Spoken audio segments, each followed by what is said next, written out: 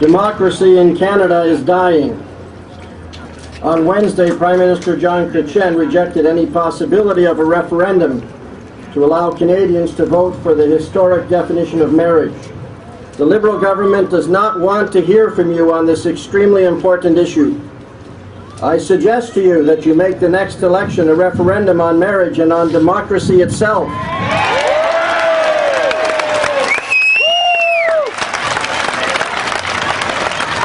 Let the Liberals and the whole world know that as Canadians you still believe in the sanctity of one woman, one man marriage and in democracy. The issue is not one of rights for homosexual couples. They have had those for years.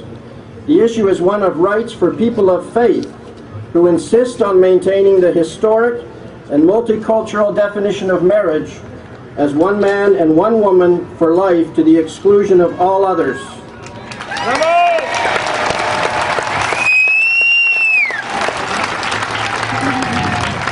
Years ago, Prime Minister Trudeau said right here on this hill that MPs were nobodies. He stated the obvious, that the real power in Canada was centred in the Prime Minister's office. Now we know that this is no longer the case. The real power in Canada to make laws and shape society is not in this great historic legislature or the Prime Minister's office. The real power in Canada is just down the street, behind the closed doors of the unelected and unaccountable judges. Democracy in Canada is dying.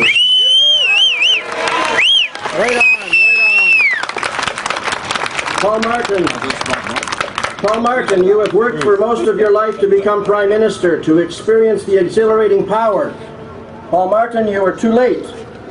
As of now, even the Prime Minister is a nobody, hiding behind the skirts of the judges of Ontario and Canada as they make and remake our laws.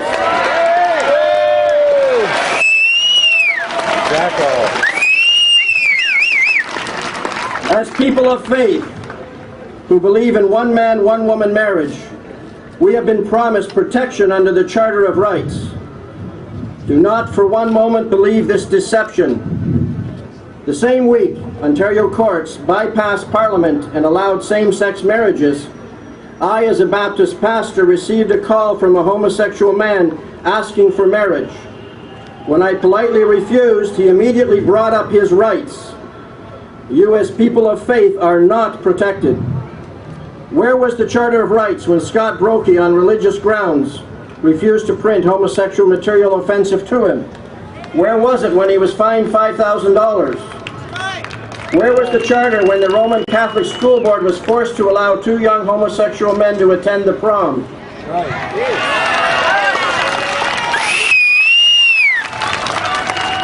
Where was the Charter of Rights when Hugh Owens, an evangelical Christian, was found guilty by the Saskatchewan Human Rights Commission for placing an advertisement in the Saskatoon Star-Phoenix that listed Bible verses opposed to homosexual acts?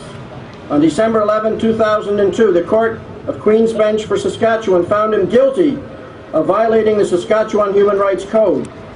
The Saskatchewan Attorney General could have intervened in the Owens case to uphold freedom of religion, but chose not to.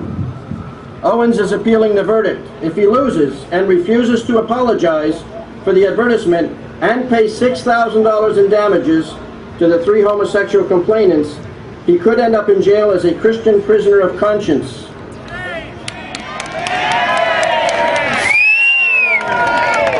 Where was the Charter of Rights when the BC College of Teachers began their relentless persecution of the highly acclaimed Christian teacher Chris Kempling? He wrote letters to the editor of a newspaper objecting to the homosexuals' agenda and suggesting they could change. He's been suspended without pay. Persecution is not coming to Canada, it is already here. The Charter of Rights will not protect you. It will be used as a witness against you as people of faith. The great building you see there was burned to the ground in 1916. If it were burned to the ground today, there would be no point in rebuilding it. The MPs, the nobodies, defined by Pierre Elliott Trudeau, could all go home, including the nobody Prime Minister.